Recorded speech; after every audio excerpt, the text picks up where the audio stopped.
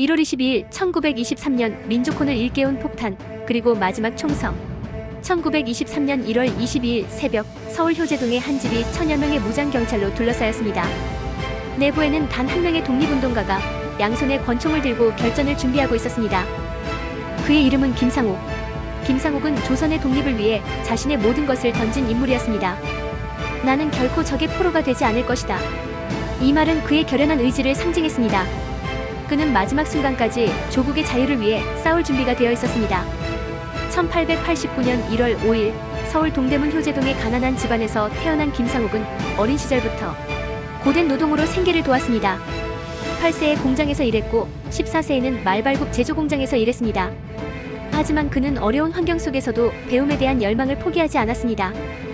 17세에 기독교에 입교한 그는 신군이 학교에서 주경야독하며 학문을 익혔고, 학교가 폐교되자 직접 동웅이 학교를 설립하며 배움의 기회를 제공했습니다. 1913년 그는 경북에서 광복단을 조직하며 독립운동에 첫 발을 내디뎠습니다. 이후 국산품 장려 운동과 일화배척 운동을 펼치며 일제에 맞섰습니다. 그러나 점차 평화적인 방법만으로는 독립을 이룰 수 없음을 깨닫게 되었습니다. 1919년 3.1운동은 김상옥에게 커다란 전환점이 되었습니다. 수많은 사람들이 외쳤던 독립 만세의 함성은 그의 가슴에 깊은 민족적 각성을 불러일으켰습니다. 하지만 일본의 무자비한 탄압 속에서 평화적 독립운동의 한계를 절감한 그는 무력투쟁을 결심하게 되었습니다. 같은 해 그는 혁신단을 조직해 지하신문 혁신공보를 발행하며 항일의식을 고취했습니다. 그러나 자금 부족과 일제의 탄압으로 신문 발행은 중단되었고 그는 체포되었습니다. 고문에도 불구하고 끝까지 사실을 부인한 그는 증거 불충분으로 석방되었지만 이 경험은 그를 더욱 강인하게 만들었습니다. 1920년 김상옥은 만주에서 온 독립군 김동순과 협력해 무장투쟁 계획을 구체화했습니다. 그는 비밀결사 암살단을 조직하고 일본 고관 암살과 주요 시설 타격을 목표로 활동을 시작했습니다.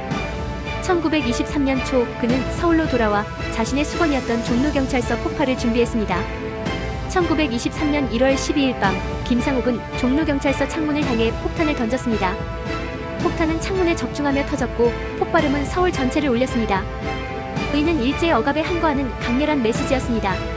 1월 22일 새벽 효제동의 은신처가 포위되었습니다.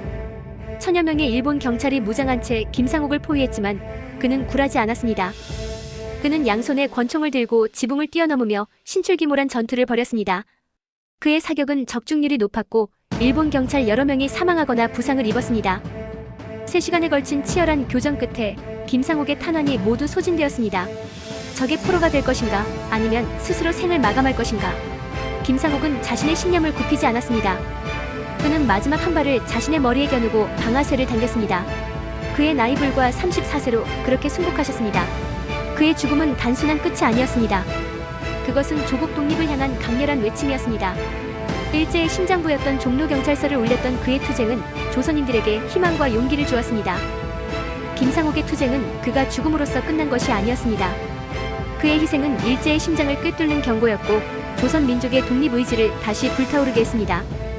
그의 시신은 일본 경찰의 감시 속에 조용히 묻혔지만 그의 정신은 민족의 가슴 속에 깊이 새겨졌습니다. 1962년 대한민국 정부는 그의 공훈을 기리어 건국훈장 대통령장을 추서했습니다. 김상옥은 단순히 한 사람의 독립운동가가 아니었습니다. 그는 자신의 모든 것을 조국에 바친 상징적 인물이었습니다. 그는 우리에게 묻습니다. 자유를 위해 당신은 무엇을 할 수 있습니까? 그의 마지막 총성과 투쟁은 우리가 누리는 자유와 독립의 밑거름이 되었습니다. 그의 이름은 민족의 영웅으로 대한민국 역사에 길이 남아있습니다. 구독과 좋아요는 영상을 제작하는 데 큰 힘이 됩니다.